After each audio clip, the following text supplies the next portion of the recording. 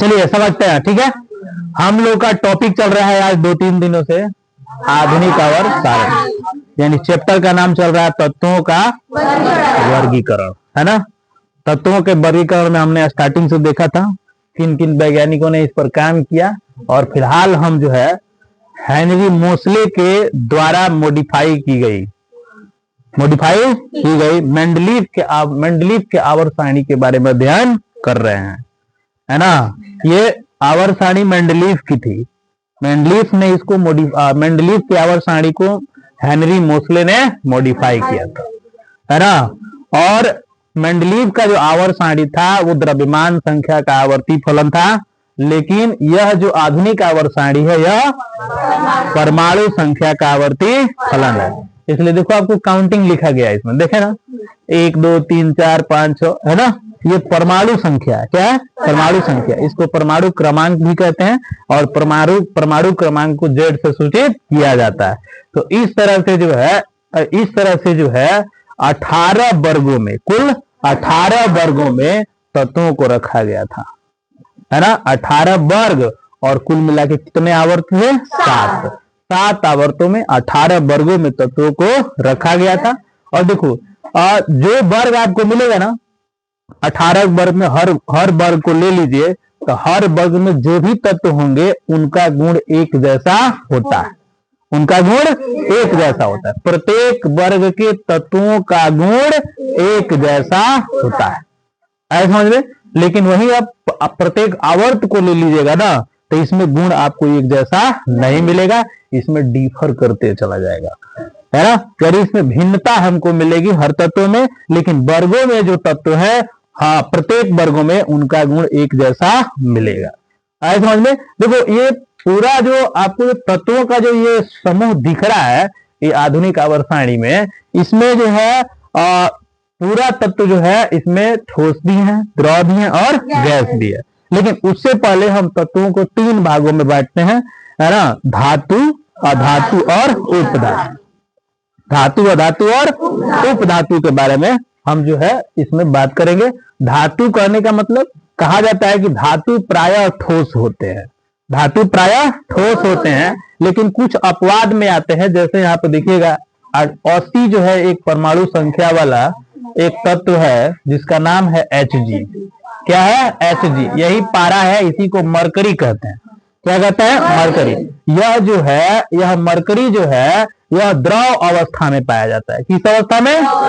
द्रव अवस्था में पाया जाता है, ऐसा समझ में, यह द्रव अवस्था में। तो कहते हैं कि धातु प्रायः ठोस होते हैं। लेकिन देखो ठोस जो है कई तरह का होता है, मुलायम से लेके कठोर तक, इसमें देखो ये जो आपका फर्स्ट ए जो दिख रहा है ना, ये धातु जो होते हैं सामान्यतः मुलायम होते हैं। क्या? मुलायम होते हैं, ऐसा समझ में। और मुलायम के साथ साथ ये बहुत क्रियाशील तत्व होते हैं, ये रासायनिक अभिक्रिया में बहुत तेजी से भाग लेते हैं, ऐसा समझ में। तो ये ठोस है जो मुलायम, जिसमें सोडियम को जो है हम कहते हैं कि सबसे जो मुलायम धातु होता है वो जनरली किसको माना जाता है? सोडियम को। और सोडियम को चाकू से काटा जा सकता है, और सबसे अधिक क्रियाशील तत्व हम पोटेशियम को लेते हैं। किसको? पोटेशियम को। सबसे अधिक क्रियाशील तत्व किसको माना जाता है? पोटेशियम को। सीजियम ऐसा तत्व है ना, उसको हाथ पर रखिएगा ना तो हाथ पर रखते ही उड़ जाएगा, वो गैस बन जाएगा। कौन? सीजियम, ऐसा में। उसी तरह से यदि हम बात करेंगे इसमें अधातु में, तो अधातु में एक ब्रोमीन है। क्या है? ब्रोमीन है, जो द्रव अवस्था में पाया जाता है। किस अवस्था में? द्रव। तो किस उस धातु का नाम बताइए जो द्रव अवस्था में पाया जाता है, उसका नाम क्या है? ब्रोमीन है। बाकी हम जैसे अक्रिय गैस का जो यानी शून्य वर्ग का जो तत्व है, यदि उसको ले लें तो ये सारे शून्य वर्ग के तत्व गैसीय होते हैं। किस नेचर में होते हैं? गैसीय नेचर में होते हैं। इसके अलावा बात करें नाइट्रोजन, ऑक्सीजन और फ्लोरीन, ये जो है, और क्लोरीन को ले लीजिए तो ये गैसीय अवस्था में होते हैं। तो कुल मिला के यदि गैसीय तत्वों को देखा जाए तो कितना मिल रहा है? इधर से ले लीजिए 1 2 3 4 5 6 7 8 9 10 11 और 12। ये 12 जो अधातु हैं ये गैसीय अवस्था में पाए जाते हैं। सामान्यतः जो आप यहाँ पे दिख रहा है अंडरलाइन किया गया है, ये बोरॉन हो गया, ये सिलिकॉन हो गया, ये आर्सेनिक हो गया, ये एंटीमनी हो गया, ये जर्मेनियम हो गया, टेल्यूरियम हो गया और पोलेनियम हो गया। ये सब उप धातु है। क्या है? उप धातु। देखो उप धातु किसे कहते हैं? उप धातु उन तत्वों को कहा जाता है जिनके अंदर धातुई गुण और अधातुई गुण दोनों मौजूद होता है, दोनों मौजूद होता है। अक्सर इन्हें कहा जाता है ना कि जो है ये जो है प्रकाश के उपस्थिति में ये विद्युत के चालक होते हैं। प्रकाश की उपस्थिति में ये विद्युत के चालक हो जाते हैं। ऐसे तत्व उप धातु यानी मेटलॉइड्स कहलाते हैं। क्या कहलाते हैं? मेटलॉइड्स। समझ आ रहा है? तो ये मेटलॉइड्स है। तो हम इसमें देख रहे हैं कि इन सभी तत्वों में कुछ तत्व ठोस हैं, कुछ तत्व द्रव हैं और कुछ तत्व गैस हैं। देखो एक और इसमें एक तत्व है जिसका नाम है गैलियम। है क्या नाम है? गैलियम। जाड़ा आते ही जम जाता है, गर्मी आते ही ये मौसम के अनुसार बदलता है ना? किसके अनुसार? मौसम की तरह तुम भी न बदल जाना, है ना? लेकिन ये बदल जाता है। समझ में? जैसे आप लोग बदल जाते हैं वैसे ये भी बदल जाता है। अभी कहेंगे कुछ और, अभी होगा कुछ और। ठीक है? ये कौन है? गैलियम। कौन है? गैलियम। इसका नाम ही क्या है? गैलियम है ना? ये गल जाता है, गैलियम गल जाता है। बात समझ आ रहा है? देखिए आप कुछ तत्वों से परिचित भी हैं इसमें, है ना? जैसे कि आप तत्वों के बारे में जैसे एजी को ले लीजिए। एजी कहने का मतलब अर्जेंटम। जी एजी बोले तो सिल्वर हो गया, है ना? और एयू बोले तो ऑरम, जिसे हम सोना कहते हैं। क्या? ये वही सोना है कि 1 ग्राम में लगभग इससे 2 किलोमीटर लंबा तार बनाया जा सकता है। ये धातु का भौतिक गुण है। धातु का भौतिक गुण है। ये इस गुण को डक्टाइल कहते हैं। डक्टिलिटी यानी तन्यता गुण इसमें होता है। धातुओं को हम तान सकते हैं, है ना? तान करके उसका तार बना सकते हैं। जैसे एल्युमिनियम का तार बनता है, कॉपर का तार बनता है। समझ में? तो इस तरह से और ऑरम यानी गोल्ड का भी तार बनता है। तो ये जो है एजी से परिचित है, एयू से परिचित है, एसडी से परिचित है, जिंक से आप परिचित हैं, कॉपर से परिचित हैं, है ना? और यहाँ पर देखिए और कौन सा? ये अच्छा एक और चीज, निकेल से भी परिचित है आप। पूछिए निकेल कहाँ आया था 10वीं क्लास में?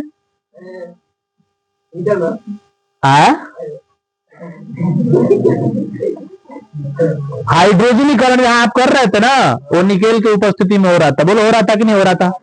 हाँ, संतृप्त हाइड्रोकार्बन असंतृप्त को क्या बनाता है? संतृप्त बनाता है। कौन? निकेल। इसका नाम क्या है? इसको हम कहते हैं कैटलिस्ट कहते हैं। क्या? हिंदी में इसे उत्प्रेरक कहा जाता है। देखो ज्यादातर 3D के जो तत्व होते हैं ना, ये कैटलिस्ट का काम करते हैं। ये अभिक्रिया को तेज करने का काम और अभिक्रिया को धीमा करने का काम करते हैं। जैसे निकेल हो गया, है ना? ये जो हो गया पीडी हो गया, ये सब प्लेटिनम हो गया, ये सब ज्यादातर जो है उत्प्रेरक का काम करते हैं, कैटलिस्ट का काम करते हैं। ऐसा समझ में? देखो इसमें वो मॉलिब्डेनम भी है ना? ये भी जो है काम करता है, मॉलिब्डेनम। ऐसा समझ में? आप डब्लू के बारे में परिचित हैं। डब्लू क्या है? टंगस्टन है। और इस टंगस्टन का प्रयोग आप लोग जानते ही हैं। विद्युत बल्ब में जो तार होता है, उस तार को बनाने के लिए टंगस्टन का प्रयोग किया जाता है। इतना बात आप परिचित है। और जो है एफी के बारे में परिचित है। लोहा जिसको बोलते हैं, ये कोबाल्ट हो गया, है ना? और ये क्या हो गया? क्रोमियम। ये वेनेडियम हो गया, टाइटेनियम हो गया, और ये कैडमियम, और ये कैल्शियम, और ये पोटेशियम।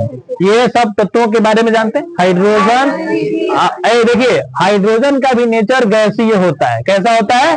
गैसीय नेचर होता है। ये हाइड्रोजन गैसीय नेचर होता है। देखो इसका स्थान जो है यहाँ पर जबरदस्ती दिया गया है ना? जबकि इसको इधर भी रखा जा सकता है, लेकिन इसका परमाणु संख्या 1 होने की वजह से इसको जो है एस ब्लॉक में स्थापित कर दिया गया। आए समझ में? एस ब्लॉक में स्थापित कर दिया गया। बाकी सोडियम के बारे में आप परिचित हैं, पोटेशियम के बारे में, ये रुबिडियम है, ये सीजियम है, और ये है बीए से बैरियम सल्फेट यौगिक भी आपके किताब में दिया हुआ है। आए समझ में? ये है रेडियम। क्या है? रेडियम। रेडियम के बारे में क्या जानते हैं? यही रेडियम है ना? जिसका खोज जो है मैडम क्यूरी ने किया था, है ना? रेडियम किसका खोज? रेडियम का खोज किया था। उसी तरह से यहाँ पे थोरियम है, और यहाँ देखिए यूरेनियम है एफ ब्लॉक में। यूरेनियम यूरेनियम क्या है, कहा जाता है कि सबसे भारी तत्व का नाम बताइए, यूरेनियम। यूरेनियम 92, इसका द्रव्यमान संख्या 235 से लेकर 238 तक हो सकता है। यूरेनियम आए समझ में, ये सबसे भारी तत्व माना जाता है। ये थोरियम है, क्या ये थोरियम, बात आए समझ में। और इसी में जो CF है जिसका नाम है कैलिफोर्नियम, क्या कैलिफोर्नियम, क्या नाम है, कैलिफोर्नियम नाम है। 98, क्या नाम है, 98वां तत्व कौन सा है, कैलिफोर्नियम है। बात समझ में आ रहा है, ठीक है। तो इतना तक आप लोग को ये छोटा छोटा इन तत्वों का गुण है, ये आपको जानकारी होना चाहिए। आए समझ में। देखो नियॉन हो गया, आर्गन, क्रिप्टॉन, जेनॉन, रेडॉन, ये सब क्या है, अक्रिय गैस है। आई को आप लोग जानते ही हो, सबसे चमकीला धातु आयोडीन। आयोडीन क्या है, सबसे चमकीला धातु किसको माना जाता है, आयोडीन को माना जाता है। सबसे चमकीला धातु किसको मानते हैं, आयोडीन को मानते हैं। किसको, आयोडीन को। एफएन के बारे में आप भली भांति परिचित है। एफएन जिसे हम टीन कहते हैं, क्या कहते हैं, टीन। कहा गया, यहाँ है। एफएन जिसे क्या कहते हैं, ये टीन कहते हैं, ठीक है। ये क्या है, टीन है। ये फास्फोरस हो गया और ये सल्फर हो गया, है ना। और ये क्या हो गया, एल्यूमिनियम हो गया।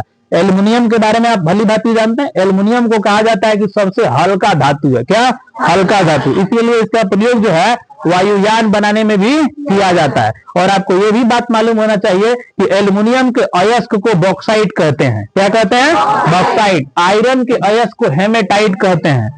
हेमेटाइट, मैग्नेटाइट और लिमोनाइट। एंथ्रासाइट तो कोयला का प्रकार हो गया, लिमोनाइट। चलिए सबसे पहला मैग्नेटाइट, क्या, मैग्नेटाइट, हेमाटाइट और लिमोनाइट, ये आयरन का हो गया, ठीक है। तो इनके अयस्कों के बारे में आप जानते हैं। कॉपर के अयस्क का नाम, कॉपर के अयस्क का नाम बताइए, copper glance, copper pyrite, copper glance, copper pyrite. उसी तरह Zn का जिंक ब्लेंड, जिंक ब्लेंड और कैलेमाइन।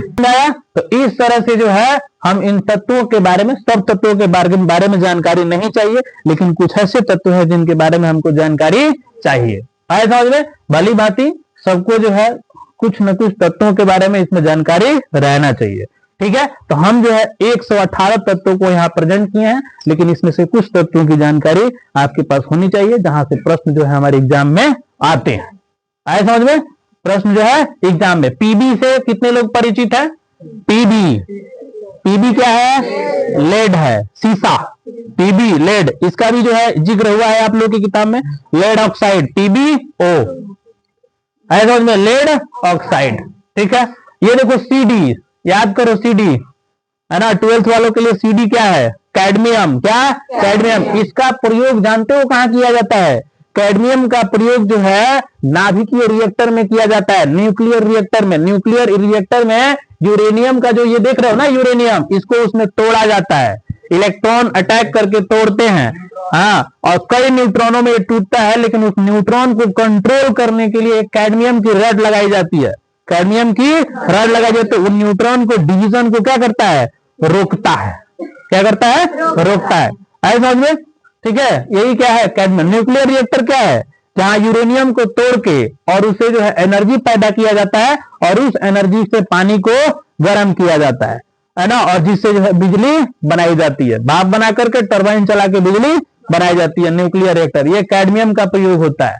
आए समझ में, किसका, कैडमियम का। बाकी रेडियम के बारे में आप लोग जानते हैं। रेडियम एक रेडियोधर्मी तत्व है, जिसको हम रेडियो एक्टिव एलिमेंट कहते हैं। ये ऐसा तत्व है जो अपने से प्रकाश को क्या करता है, उत्सर्जित करता है। अपने से प्रकाश को, दो तत्व अपने से ऊर्जा को जब से उत्सर्जित करते हैं, उसे रेडियोधर्मी तत्व कहा जाता है। देखो जो रेडियोधर्मी तत्व है ना, उसमें से 3 किरणें निकलती हैं, अल्फा, बीटा और गामा। अल्फा जो है प्लस होता है, बीटा माइनस होता है, और गामा न्यूट्रल होता है, उदासीन होता है। 3 तरह की किरणें निकलती हैं, अल्फा किरणें, बीटा किरणें और आप बताइए रदरफोर्ड ने किस कण का प्रयोग किया था, अल्फा कण का। क्या खोजने में, हाँ, परमाणु के नाभिक पर जब रिसर्च चल रहा था, तो उस समय सोने की एक पत्ती पर जो है रदरफोर्ड ने अल्फा कण से उसको ये प्रहार कराया था उस पर। किससे, अल्फा कण से। अल्फा कण क्या था, धनावेशित। तो इससे निकलने वाली किरणें क्या हो रही थी, है ना, भाग रही थी, दूर भाग रही थी। तो जान गए दूर जो है नाभिक में क्या है, प्लस है। समझ में? तो ये अल्फा बीटा और गामा ये कहां से निकलते हैं, इसको रेडियोधर्मी किरणें कहते हैं। क्या कहते हैं? हाँ, रेडियोधर्मी किरणें इसको कहा जाता है, अल्फा बीटा और गामा। और ये जिस तत्व से निकलते हैं इसको रेडियोधर्मी तत्व, रेडियोधर्मी तत्व कहा जाता है। क्या कहा जाता है? हाँ, रेडियोधर्मी तत्व कहा जाता है। बात समझ में आ गया? यही क्या है, रेडियम है। क्या है? रेडियम। इतना बात सब लोग समझ गए? ठीक है। अच्छा, कल के क्लास में हम इलेक्ट्रॉनिक विन्यास समझाए थे आप लोग को, है ना, जिसमें आप लोग को एक बात और मैं रिपीट कर देना चाहता हूं कि यह पूरा आवर्त सारणी 4 खंडों में बटा हुआ है और चारों खंडों में, चारों खंडों का एक अलग जो है बाहरी इलेक्ट्रॉनिक विन्यास होता है। कौन सा? बाहरी, यानी सबसे अंत वाला बताते हैं। जैसे कि मैंने देखा था आपको यहाँ पर, देखिए एस ब्लॉक में, है ना, जनरल क्या फॉर्मूला निकल के आया था इसका, NS1 से 2 तक। आइए अब हम लोग चलते हैं तत्वों के गुण पर। देखो, तत्व का गुण जो है आपको जानकारी भी होगा कि हर तत्व का एक आकार होता है। क्या आकार? तत्व के परमाणु का आकार होता है, छोटा बड़ा, है ना, आकार होता है। ठीक है। और सबसे पहले मैं बता दूं, तत्वों का जो आकार, तत्वों के परमाणु को जो आकार लिया जाता है वो हम जनरली गोला मान लेते हैं। क्या? गोला। अब कोई अंडाकार नहीं बोलेगा। पूरे तत्वों को, तत्वों के परमाणु के कण को हम क्या मान लिए? गोला। क्या मान लिए? गोला। गोला मानकर अध्ययन करेंगे। जब जहां गोला मानेंगे तो उसकी अपनी एक त्रिज्या होगी और वही त्रिज्या परमाणु त्रिज्या के नाम से जाना जाएगा, है ना। हर परमाणु की अपनी एक त्रिज्या होती है, इसलिए हम उस परमाणु के त्रिज्या को परमाणु त्रिज्या के नाम से जानते हैं। परमाणु त्रिज्या छोटा होता है, परमाणु त्रिज्या बड़ा भी होता है। इसका सबसे बड़ा कारण क्या है? नाभिकीय बल। कौन सा बल? नाभिकीय बल, है ना। जहां कूलॉम का नियम हम कल लगाए थे, है ना, कूलॉम का नियम लगाते ही, है ना, जैसे जैसे इलेक्ट्रॉन नाभिक में और प्रोटॉन नाभिक में बढ़ेगा, इलेक्ट्रॉन किनारे बढ़ेगा, उतना ही आकर्षण बल बढ़ेगा और नाभिक के प्रति बाहरी कक्षक का खिंचाव ज्यादा हो जाएगा और वो सिकुड़ जाएगा। क्या हो जाएगा? सिकुड़ जाएगा तो छोटा हो जाएगा, है ना। क्या हो जाएगा? छोटा। अब देखिए, जैसे मान लीजिए कि ये देखिए, एक चीज मैं बताता हूं और कि ये जो है एस ब्लॉक जो है आवर्त सारणी में बाईं ओर है। कहाँ है जी? बाईं ओर है ना। और ये जो है पी ब्लॉक कहाँ है? दाईं ओर है। तो जनरली मान लेते हैं कि ये दाईं ओर वाला भाग है और वो बाईं ओर वाला भाग है, ऐसा में। और ये आवर्त सारणी के बीच है। तो दो ही पोजीशन हमको समझना है, बाईं ओर और दाईं ओर। Left to right, right to left, अंग्रेजी में कहेंगे left to right, right to left. अब देखिए क्यों ऐसा लिखे, क्योंकि आपको मान लीजिए बैठा दिया जाए सोडियम पर और कहा जाए कि आप सोडियम से लेकर के आप जो है आर्गन तक जाइए, तो आप कुछ अनुभव करेंगे। क्या करेंगे? अनुभव करेंगे। सर जी, हम जब सोडियम से चल के आर्गन तक गए थे ना, तो देखे थे कि सब कहीं छोटा होते चला गया, है ना। अंत में आए तो चिंता हो गया। कहीं ऐसा हुआ? ऐसा इसलिए हुआ, गौर कीजिए सब लोग, है ना, कि आवर्त सारणी में जब हम बाएं से दाएं जाते हैं, बाएं से दाएं जाते हैं, तो देखो यहां पर यदि हम एग्जांपल लें सोडियम पर, तो सोडियम के बारे में गौर करेंगे और आर्गन के बारे में गौर करेंगे, तो इसमें कक्षकों की संख्या समान होगी। बोलो होगी कि नहीं होगी? होगी। कक्षकों की संख्या समान। कितने कक्षक होंगे इसमें? 3 ही कक्षक होंगे। इसके हिसाब से भी देख सकते हो, 1 2 3, 3 आवर्त, है ना, मान के चलते हैं, है ना। लेकिन उस हिसाब से नहीं गिनते हैं हम, कक्षक के हिसाब से, इलेक्ट्रॉन के डिस्ट्रीब्यूशन के हिसाब से गिनेंगे। ऐसे समझ में कि इसमें भी जो है ना, यानी इसमें जो कक्षक बनेगा ना, सिर्फ K बनेगा, L बनेगा और M बनेगा। यही में इलेक्ट्रॉन बढ़ते जाएगा, 1 2 3 4 5 6 7 8 9 10, 8 9 10, है समझ में। M में इलेक्ट्रॉन क्या होगा? बढ़ते जाएगा। कहां तक बढ़ेगा जी? 8 तक। कहां तक? 1 2 3 4 5 6 7 और 8। देखो 8 तक ही बढ़ते जाएगा। बढ़ रहा है ना। बोलो कक्षकवा कब है? इलेक्ट्रॉन बढ़ रहा है ना। और बताओ, जब बाहरी कक्षक में इलेक्ट्रॉनों की संख्या बढ़ेगी, बाहरी कक्षक में इलेक्ट्रॉनों की संख्या बढ़ेगी, तो नाभिकीय बल का खिंचाव क्या होगा? बढ़ेगा। तो ये जो है ना एम कक्षक, तो एन को जब गौर से देखिएगा तो इतना बड़ा एक साइज होगा, इतना बड़ा मान लीजिए, है ना, इतना बड़ा होगा ना। लेकिन जब उसको देखिएगा ना, किसको? आर्गन को, तो इस सिकुड़ के ना इतनी चुकी हो जाएगा, के एल और एम। इसमें भी के एल और एम है में, क्योंकि इसके बाहर वाले कक्षक में कौन इलेक्ट्रॉन है? एक। इसके बाहर वाले कक्षक में 8 है। अभी बताओ ये छोड़ेगा? है ना, नहीं ना छोड़ेगा। नाभिकीय बल, उसको कूलॉम के नियम से देखेंगे तो नाभिकीय बल यानी आकर्षण बल दोनों के बीच बढ़ जाएगा और नाभिक का आकार क्या हो जाएगा? छोटा हो जाएगा। बात समझ गया? तो इस तरह से एक ट्रेंड निकल के आता है ना। क्या पहला ट्रेंड? कि आवर्त सारणी में बाएं से दाएं जाने पर परमाणु त्रिज्या घटता है, छोटी होती जाती है, परमाणु त्रिज्या छोटी होती जाती है समझ में, यानी atomic radius decreases left to right in the periodic table. Left to right ये डिक्रीज हो जाता है। कौन डिक्रीज होता है? एटॉमिक रेडियस यानी परमाणु त्रिज्या कम होती जाती है, और परमाणु त्रिज्या कम होने का प्रभाव जो है बहुत ज्यादा होता है। क्या ज्यादा होता है? हम इस चीज को समझते हैं। देखो, उसी तरह से यदि हम इस आवर्त सारणी में ऊपर यानी अप और नीचे यानी डाउन, जब ऊपर से नीचे आओगे ना, तो देखो हम आवर्त में देखे कक्षों की संख्या सेम थी, खाली छोटे हो रहा था, है ना। लेकिन जब ऊपर से नीचे आओगे ना, तो बोलो परमाणु संख्या बढ़ रहा है। परमाणु संख्या के साथ साथ कक्षकों की संख्या भी बढ़ रही है। बोलो बढ़ रही है कि नहीं बढ़ रही है? कक्षकों की संख्या बढ़ रही है। अब देखो, जब ऊपर से नीचे आओगे ना, तो सबसे ज्यादा कक्षक यहां मिलेगा। बोलो मिलेगा कि नहीं मिलेगा? है? सबसे कम कक्षक कहां मिलेगा? यहां मिलेगा, है समझ में। लेकिन जब इधर देखोगे ना, तो सबसे छोटा ये होगा, इसमें देखते हैं फ्लोरीन में, है ना। और सबसे बड़ा कौन होगा? इस रो में ये होगा, है ना। ऊपर से नीचे आने पर कक्षकों की संख्या बढ़ती है ना, कक्षकों की संख्या बढ़ती है। लेकिन यदि मान लो कहा जाए वहां से लेकर यहां तक, बताओ सबसे छोटा कौन है?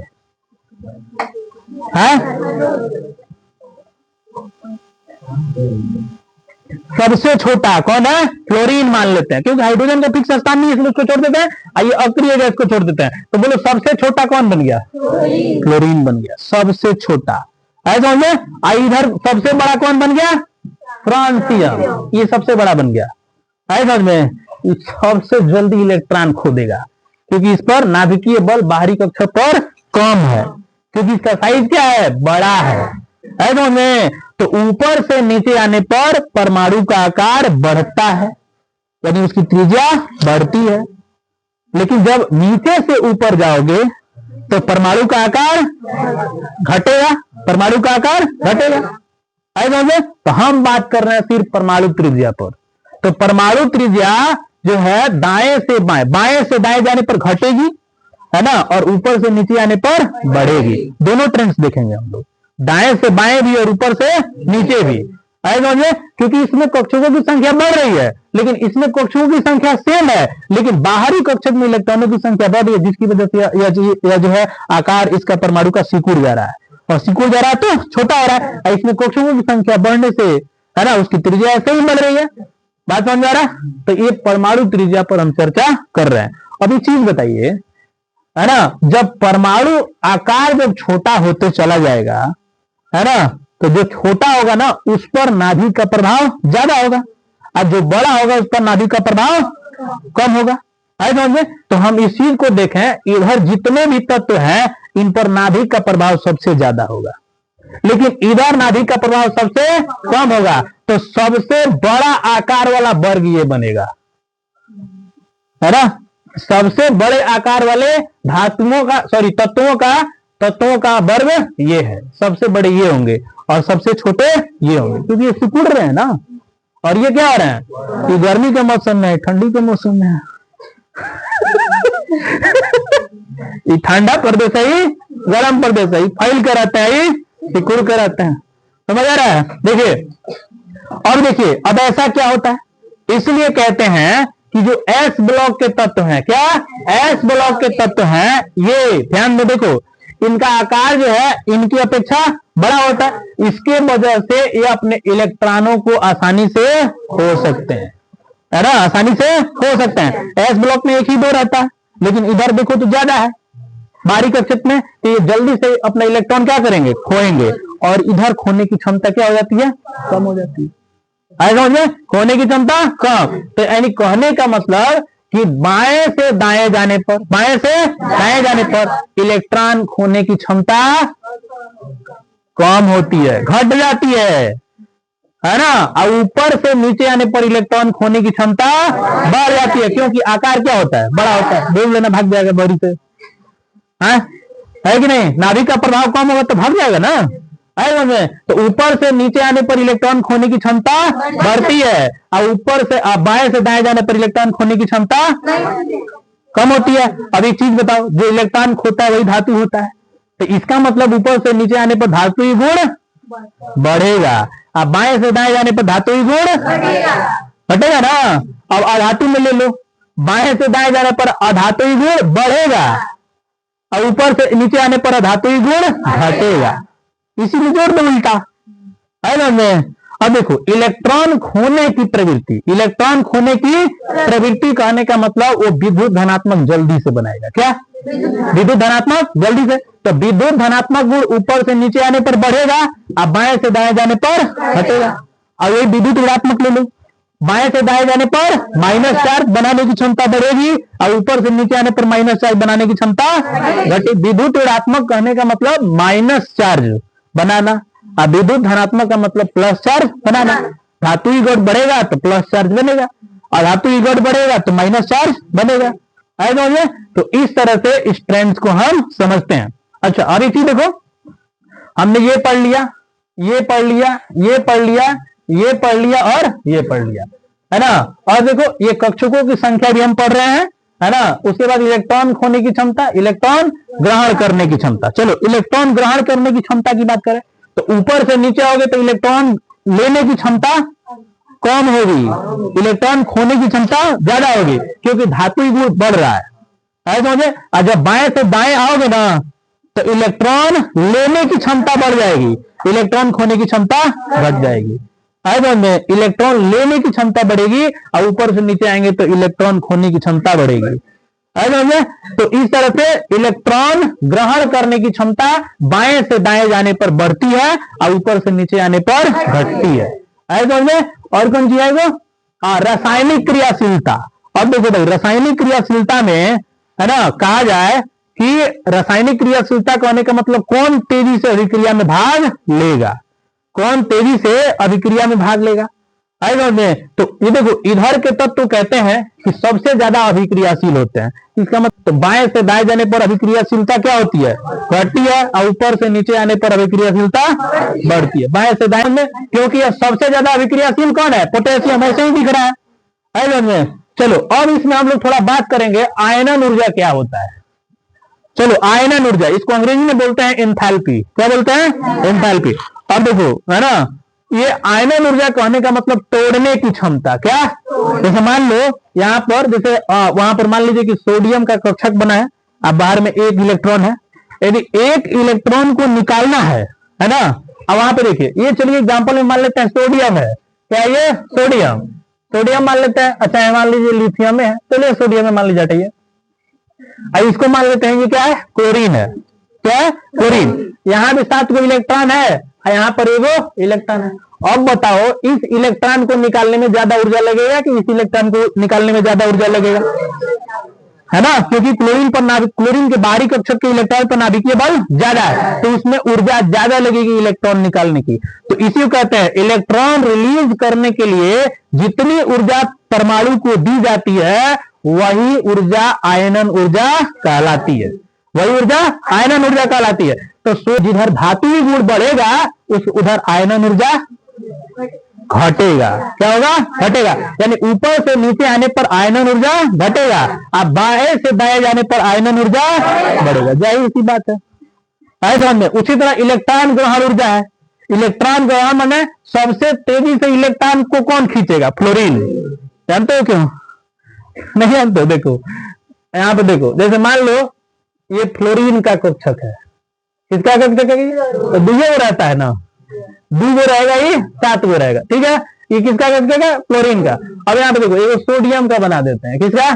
सोडियम का। 2 8 और 1। अब देखो यहाँ पर कोई इलेक्ट्रॉन लेके आएंगे ना, यहाँ पर कोई मान लीजिए इलेक्ट्रॉन लेके आएंगे, है ना, तो नाभिक का प्रभाव यहाँ पर ज्यादा है, इस शॉर्ट में इसको खींच लेगा, एक धकेलना पड़ेगा, रे जो जैसे नहीं करेगा, क्योंकि यहाँ पर नाभिक का प्रभाव क्या है?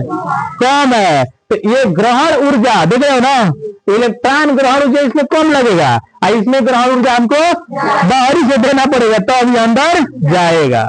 बात समझ रहा है? तो इलेक्ट्रॉन ग्रहण ऊर्जा बाएं से दाएं जाने पर घटेगा, ऊपर से नीचे आने पर बढ़ेगा, क्योंकि नीचे वाले पर इलेक्ट्रॉन थोपिएगा ना तो जैसे नहीं करेगा, है ना, क्योंकि वहां नाभिकीय का प्रभाव क्या है? कम है। और जबकि इधर नाभिकीय का प्रभाव जो किनारे सटेगा वो चल जाएगा कुआं में, तो वहां ऊर्जा देना थोड़े पड़ेगा। अब मान लीजिए कि आपको पहाड़ पर चढ़ना है, तो पीछे से आपको कोई ढकेलेगा तब ना चढ़िएगा, उतरते टाइम अपने से आ जाइएगा, वही हाल है इसको, ठीक है ना, कि इसके बाहरी कक्ष में जहां कोई इलेक्ट्रॉन हुआ टपाक टपाक दम दम कर लेगा, है ना, लेकिन इसमें कोई इलेक्ट्रॉन आएगा ना, तो इसको जो है इलेक्ट्रॉन ग्रहण ऊर्जा देना पड़ेगा, क्या? ठीक है, बात समझ रहा है? तो इलेक्ट्रॉन ग्रहण ऊर्जा मतलब एक ऐसी ऊर्जा जिससे इलेक्ट्रॉन को प्रविष्ट कराने की, है ना, क्षमता विकसित हो जाए। ऐसा में जो मतलब इलेक्ट्रॉन को बाहरी कक्षकों में प्रवेश कराने के लिए जो ऊर्जा दी जाती है उसी को इलेक्ट्रॉन ग्रहण ऊर्जा कहते हैं। अंग्रेजी में इसे इलेक्ट्रॉन गेन एंथैल्पी कहते हैं। क्या कहते हैं? इलेक्ट्रॉन गेन एंथैल्पी, और ये जनरली एंथैल्पी हो गया इलेक्ट्रॉन रिलीज एंथैल्पी। ऐसा हो, तो हम बात कर रहे हैं इलेक्ट्रॉन ग्रहण ऊर्जा और आयनन, ये ट्रेंड्स है, ट्रेंड्स। अब देखो तत्वों के गुण में एक गुण जो है, ये एक गुण जो है संयोजकता का है ना। तो इससे पहले हम यदि देखें संयोजी इलेक्ट्रॉन के बारे में, तो हम ये चीज देखेंगे कि संयोजी इलेक्ट्रॉन जो है ना, बाएं से दाएं जाने पर है ना, परमाणु के कक्षकों में, बाहरी कक्षकों में संयोजी इलेक्ट्रॉन बढ़ते हैं, संयोजी इलेक्ट्रॉन बढ़ते हैं। लेकिन संयोजकता की यदि हम बात करें तो हम ये चीज यहाँ पे गौर करेंगे कि संयोजकता पहले क्या होता है, बाएं से दाएं जाने पर पहले बढ़ती है, फिर उसके बाद घटती है। संयोजकता पहले बढ़ती है, फिर उसके बाद घटती है। इस तरह से हम संयोजकता के बारे में बात करेंगे। जैसे मान लीजिए कि धातु है, तो पहला वर्ग का तत्व 1 इलेक्ट्रॉन खोएगा, दूसरे वर्ग का तत्व 2 इलेक्ट्रॉन खोएगा, और तीसरे वर्ग का यदि हम पी ब्लॉक में देखें तो अपना 3 इलेक्ट्रॉन खोएगा, इस तरह से। लेकिन इसके बाद जो है इलेक्ट्रॉन खोने की क्षमता घट जाती है, इलेक्ट्रॉन लेने की क्षमता बढ़ जाती है, तो उसके आधार पर जो है संयोजकता इधर घट जाता है। आए समझ में? संयोजकता इधर घट जाता है। तो बाएं से दाएं जाने पर संयोजकता पहले 1 2 3 बढ़ता है, फिर उसके बाद से घटना शुरू हो जाता है। ये रहा तत्वों के गुण में संयोजकता का ट्रेंड। ये चीज हम समझ गए, करते हैं। अब चलो, अब इसके बारे में सोचो, इसके बारे में सोचो जल्दी से। मान लो हम ऐसे चले, तिरछा तिरछी शिट, बताओ तो हम क्या देखेंगे कि फ्रांसियम जो है ना, फ्रांसियम इस साइज में क्या है, इस साइज में क्या है, छोटा है। तो कोनिया होगी तो क्या होगा? आकार घटेगा, आकार घटेगा, है ना। एक कोना से वो कोना जाओगे तो आकार बढ़ेगा। तो सबसे छोटा तत्व फ्लोरीन और सबसे बड़ा तत्व आकार में, सबसे आकार में देखो, इधर का ग्रुप का जितने तत्व होंगे उनका आकार छोटा होगा, और उधर के जितने तत्व होंगे उनका आकार बड़ा होगा, है ना। यानी एक तरह से देखा जाए कि ये उधर से सिकुड़ते इधर क्या हो जाएंगे, छोटे हो जाएंगे, क्योंकि इधर ठंडी का मौसम है, उधर गर्मी का मौसम है। ठीक है, बात समझ आएगा सबको? यहां तक कोई दिक्कत नहीं ना। तो यही ट्रेंड्स था, और इतना ही तक आप लोगों को पढ़ना था। चलिए सवाल पूछते हैं, थोड़ा सा कौन समझते हैं, थोड़ा सा एक बार प्रैक्टिस हो जाए, है ना। चलिए सवाल सवाल ये है, ट्रेंड से पूछते हैं, ट्रेंड से, है ना। परमाणु आकार के बारे में, परमाणु आकार का ट्रेंड क्या है, कौन बताएगा इस आधुनिक आवर्त सारणी में? बताइए, परमाणु आकार का ट्रेंड बताना है। एटॉमिक साइज, है ना, का ट्रेंड बताना है। बोलो। जाएगा तो घटेगा और ऊपर से नीचे आएगा। कौन सी घटेगा? तो पूरा उसको बोलो ना सेंटेंस। हाँ, बाएं से दाएं जाने पर उसके परमाणु, उसके मतलब किसके? चच्चा के। तो बोलो पूरा। देखो ये चीज आना चाहिए ना, बोलना भी सीखना पड़ेगा ना आपको। बोलो। बाएं से दाएं जाने पर तत्व का परमाणु त्रिज्या घटेगा। तत्व का परमाणु का परमाणु त्रिज्या घटेगा। हाँ, और ऊपर से नीचे आने पर तत्व का परमाणु त्रिज्या बढ़ेगा। परमाणु त्रिज्या बढ़ेगा। सही बात बोला है, बहुत सुंदर। चलिए, धातुई गुण के बारे में कौन बताएगा? बताओ। धातु में बाएं से दाएं जाने पर धातुई गुण बढ़ेगा। हाँ, और ऊपर से नीचे आने पर धातुई गुण घटेगा। ठीक है। हाँ, चलिए और बताना है आपको विद्युत ऋणात्मकता। विद्युत ऋणात्मक का गुण बताइए। देखो सब कोई अपने से बोलिए, ठीक है, किसी के सहारे मत रहिए। आप क्या सुने हैं उससे आप उत्तर दीजिए इसका। हाँ बोलो। जाने पर अवस्था में विद्युत ऋणात्मकता बढ़ता है, ऊपर से नीचे आने पर घटता है। ऊपर से नीचे आने पर विद्युत ऋणात्मकता घटता है। विद्युत धनात्मकता के बारे में बताइए।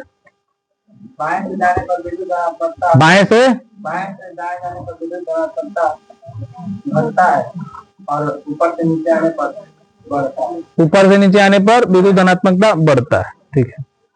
चलो, इलेक्ट्रॉन ग्रहण करने की क्षमता, इस पर बताइए। बाएं से दाएं जाने पर घटता है, इलेक्ट्रॉन ग्रहण करने की क्षमता ऊपर से नीचे आने पर बढ़ता है। नहीं, बाएं से दाएं जाने पर घटता है, इलेक्ट्रॉन ग्रहण करने की क्षमता ऊपर से नीचे आने पर। हाँ जी, बाएं से दाएं जाने पर घटेगा। कहाँ से घटेगा? ग्रहण करना है ना, ग्रहण करने की क्षमता है ना, तो बाएं से दाएं जाने पर बढ़ेगा। हाँ, ग्रहण इधर से इधर वाला नहीं करेगा, इधर वाला तो खोएगा। तो ग्रहण की क्षमता बाएं से दाएं जाने पर बढ़ेगी, ऊपर से नीचे आने पर।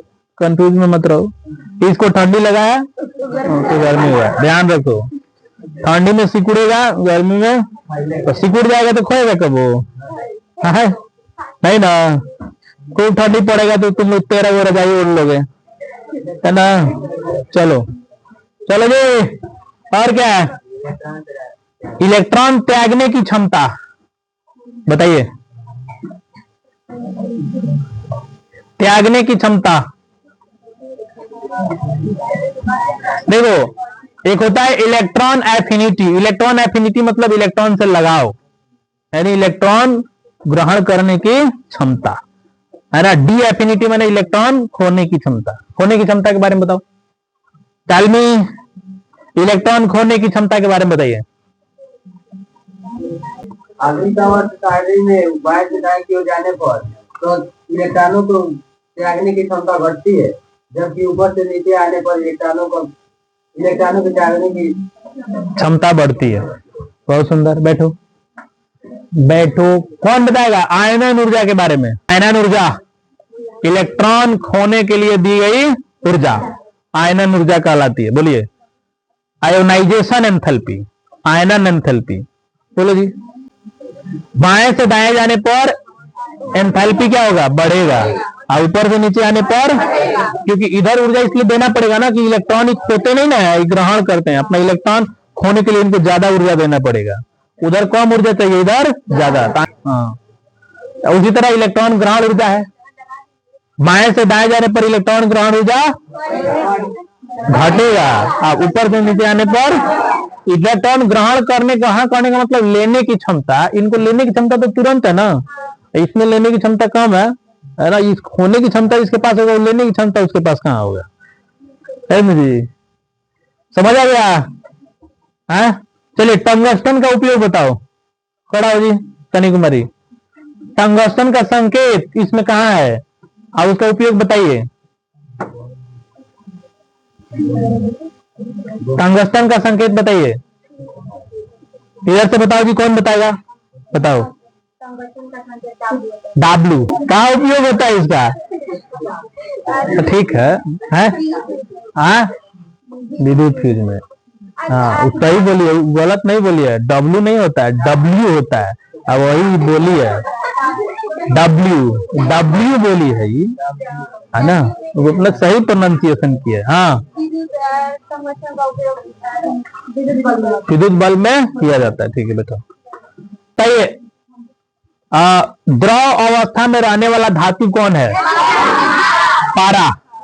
पारा, पारा का संकेत Hg, पारा का संकेत Mg। चलिए चलो हम पूछते हैं पंकज कुमार से। पंकज है, चलो पंकज खड़े हो जाओ, बताओ बताओ उत्प्रेरक का काम, इसमें उत्प्रेरक का काम करने वाले 3 तत्वों के नाम बताएं, बताओ। पीडी यानी प्लेडियम, आयनाइन यानी निकेल, वो प्लैटिनम, और कॉपर भी होता है, ठीक है बैठो। चलिए और बताइए, इसमें बताइए कि सोना चांदी का रासायनिक संकेत इसमें क्या है? एजी और एयू। चलो एक आदमी कोई खड़ा होकर बताओ कि जो है एजी और एयू, इनका जो है सक्रियता श्रेणी में स्थान कहाँ है? एक आदमी कोई खड़ा होकर बताइए, सक्रियता श्रेणी। आधे लोग को नहीं पता, 9 वाले जानते हैं? नहीं जानता? अच्छा हाँ बताइए। हाइड्रोजन से नीचे इसका स्थान होता है। इनका उपयोग जो है गहना बनाने में किया जाता है, जैसे एजी हो गया, एयू हो गया, कॉपर हो गया, प्लेटिनम हो गया, इसका प्रयोग गहना बनाने में करते हैं। कहाँ है ये? अभिक्रिया नहीं, ये कम अभिक्रियाशील तत्व माने जाते हैं, है समझ में? निम्न अभिक्रियाशील तत्व है, ये जल्दी से रिएक्शन नहीं करते हैं, है समझ में? इनका बहुत रिएक्टिविटी बहुत लो होता है, इसलिए इनका प्रयोग हम गहना बनाने में कर लेते हैं। खाली करिया हो जाता है, उसके बाद उसको बोरा से फिर से साफ करके चमका दिया जाता है। देखो ना महिलाएं कितना पानी में रहती है, खराब होता है, इसलिए मांगा है। बैठो, ठीक है। चलिए बताइए, अगला क्वेश्चन ये है कि बड़े बड़े इंडस्ट्री में बॉयलर का उपयोग जो है, बॉयलर बनाने में कॉपर का यूज करते हैं, लोहे का नहीं, ऐसा क्यों?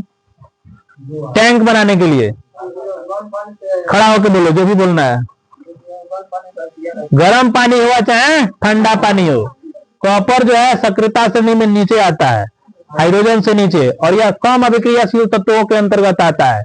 ऐसे उनमें इस गर्म पानी में डालो चाहे इसको ठंडा पानी, मन करे तो खौला के इसके ऊपर डालो, तब इसको कोई प्रभाव नहीं, लेकिन है ना सबसे छेछड़ा लोहा है, गर्म से डालो चाहे ठंडा से डालो, तब उसको जंग उसको धरना ही है, इसलिए लोहे का कभी प्रयोग हम नहीं करते हैं। क्या बनाने में? टैंक, पानी का टैंक बनाने के लिए लोहे का प्रयोग नहीं किया जाता है।